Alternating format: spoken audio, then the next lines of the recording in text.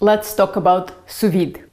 Most sous vide guides don't like to overwhelm the poor home cook with all the details, thinking that even the worst attempt at sous vide will likely result in better proteins than most people are currently cooking at home. And I'm guessing that for an average cook, they are absolutely right. But if you're watching this channel, you are probably not the kind of cook who is satisfied with pretty good. You are the kind of person who will only settle for great.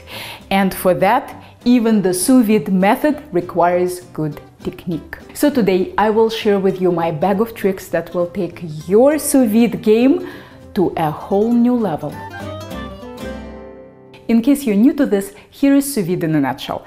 In French, the term means in vacuum. But the most important aspect of this technique is not the vacuum, but the precise temperature.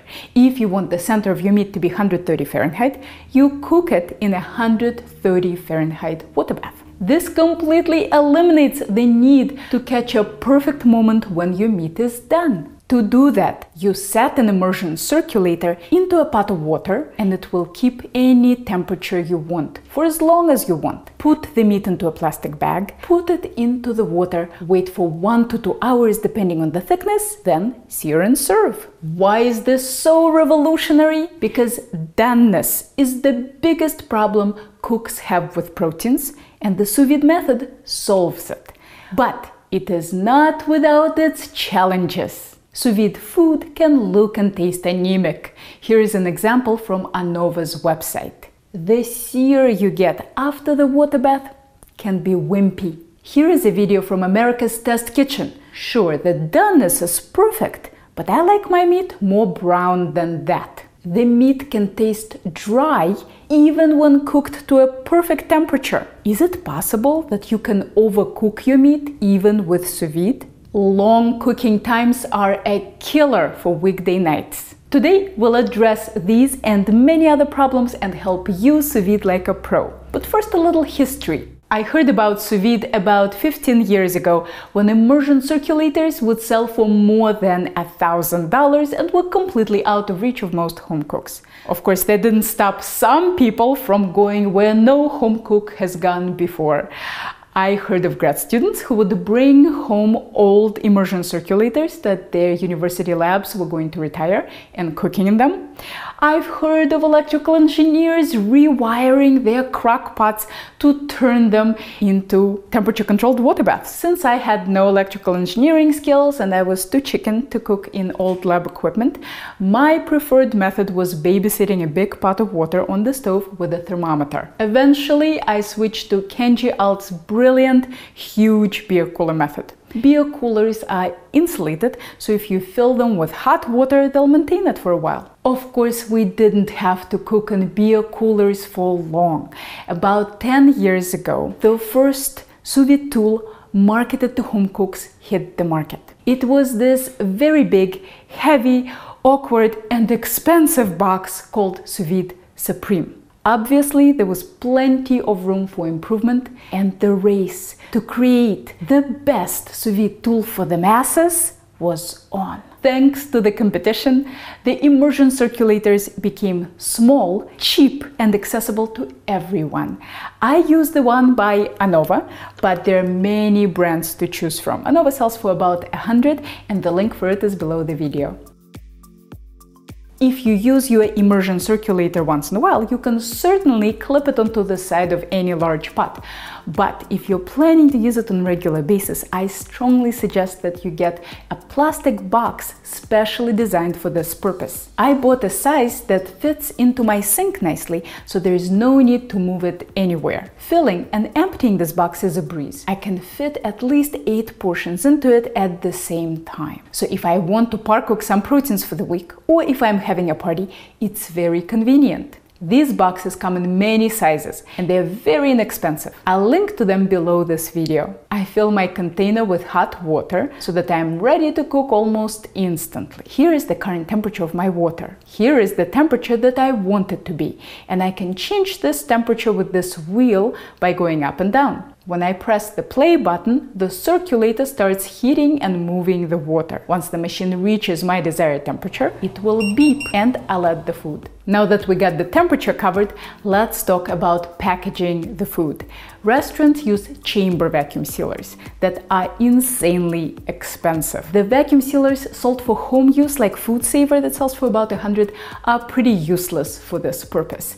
They will deform your food and won't let you add the oil, which is very useful for some proteins. My bag of choice is the Ziploc, not the flimsy sandwich bags, but the sturdy freezer bags. Fold the bag over to keep the zipper clean. Season your protein with salt and add to the bag. When cooking fish and shrimp, I find that adding lots of oil to the bag prevents pieces from sticking together and makes the shape and surface of the finished dish look a lot better. I prefer a neutral oil so that it doesn't interfere with the flavor of the fish. You'll be dumping this oil, so no need to use anything expensive. If you're putting more than one piece of meat into a bag, put them in vertically. This way, they won't tumble on top of each other as you submerge the bag into the water. When you submerge the bag, open it up completely. This lets the water push the air out much more effectively than if you zip it up, leaving a tiny hole. Keep pushing the bag under the water until you get to the zipper. If the water is too hot for you, use a utensil to help you.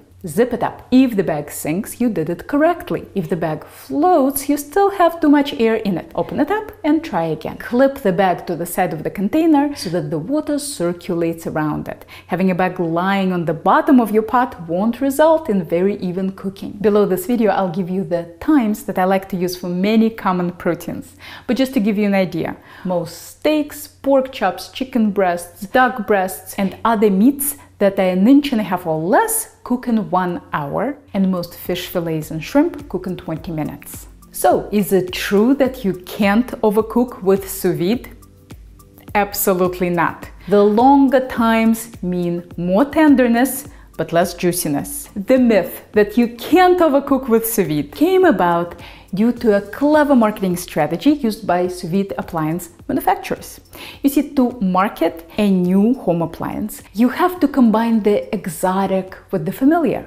So the exotic sales pitch was the promise of restaurant quality food at home with no effort or skill. The familiar sales pitch was comparing the immersion circulator to an appliance most home cooks already had at home, the slow cooker. Cooking something sous vide will inevitably take longer than any other method. And that was not going to fly in our fast food nation. So the clever marketing people told you that you could use the slow cooker model.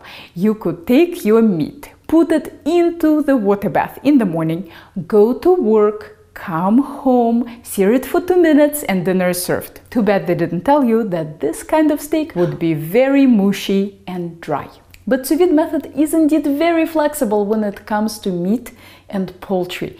If you hold them in a water bath for an extra hour or two, it won't make any difference. For fish and eggs, that's not quite the case. If you need to hold them in the water bath after they are done, try to limit that time to 15 minutes. After that, their texture will gradually start to suffer. The shrimp will turn mushy, the fish will become dry, and the egg yolks will firm up.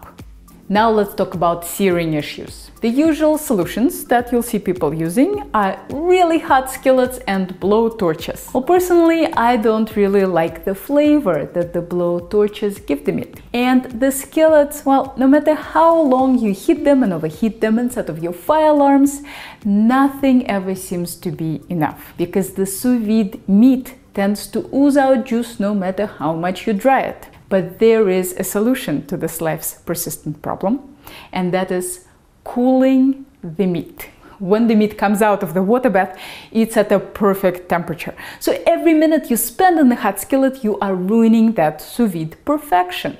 But unfortunately, 1 minute per side is not quite enough to brown meat that keeps oozing. But all you have to do is get your steak or pork chop out of the bag, dry it with a couple of layers of paper towels, and put it in the fridge for about 10 minutes. If your meat is thick enough, stand it up so that both sides dry evenly. Cooling the outside of your meat will allow you to keep it in the skillet for roughly 2 minutes per side instead of 1, resulting in a much better crust. You can speed up the cooling process by putting your bag of meat into an ice water bath for about 2 minutes. The water bath will not give you as dry of a surface as the fridge, but on a weekday night when every minute counts, that might be fine. With skin on chicken and duck, I take the cooling a step further and cool them completely before I sear them. You see, to get really crispy skin takes time, and even 2 minutes aren't enough. You probably will need about 7 to 10 minutes.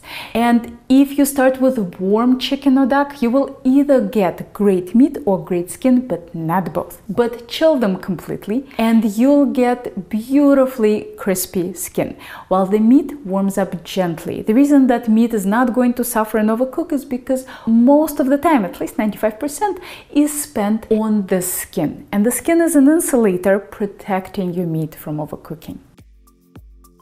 I realized that waiting for more than an hour for your dinner on a weekday night might not work for everyone. So here are some tips to avoid that. Choose steaks, pork chops, chicken breasts, duck breasts that are at most 1.5 inches thick. Cook them sous vide for an hour over the weekend. When you're ready to cook during the week, put them back into immersion circulator for 30 minutes. How come the second time around is shorter? That's because there are 2 reasons that we heat the meat. The first reason is to change its texture, and the second reason is to make it pleasant warm temperature for eating. Now the texture, you'll take care of that over the weekend when you sous vide it for a full hour, so that's done. And making it pleasantly warm for eating is not nearly as precise and particular as the texture. So if your meat reached only 115 instead of 130, it won't be noticeable. Chicken and duck breasts are excellent choices for weekday meals. Since you cook them sous vide in advance anyway, they go straight from the fridge into the skillet. So we're basically talking dinner in 10 minutes. Shrimp and fish cook in only 20 minutes. I don't recommend that you par cook them over the weekend because that will ruin their texture. It's best to cook all the seafood only once. But what you could do to speed things up is season them and bag them over the weekend so that when you come home on a weekday, you can just grab the bag and plop it into your immersion circulator. A reverse sear method is very similar to sous vide, but instead of using a temperature-controlled water bath, it uses the oven. I have covered this method in great detail on my channel, so if you're not familiar with it, check out the link below this video. Both sous vide and reverse sear have their advantages and disadvantages. Sous vide method is much more flexible. If you got caught up doing homework with your kid, your guests are an hour late, your side dish isn't done, no worries. Just keep your meat in your water bath until you're ready to eat. Sous vide method is also less error prone. It does not require you to insert a thermometer perfectly and find the center of your meat to figure out what is the minimum temperature. And say one of your steaks is a little bit bigger than another. If you're cooking 6 steaks, that could be a nightmare using the normal methods. You have to figure out when each steak is done. Versus with sous vide, if one steak is 1 inch and another is 1.25 inches, no problem. You can cook them all together and sear them all together. The downside of the sous vide method is that it takes longer and requires special equipment. If you watch my reverse sear video, which is from about a year ago, you'll probably notice me complaining about the sear after sous vide being not nearly as good as after reverse sear. But I have found a solution to this problem since then, so it's no longer an issue. In the next few weeks, we'll apply all this theory to chicken, duck, pork chops, shrimp, and fish. So stay tuned! Don't forget to subscribe, hit that little bell button for notifications, and if you're ever in the Boston area, maybe I'll see you in one of my classes.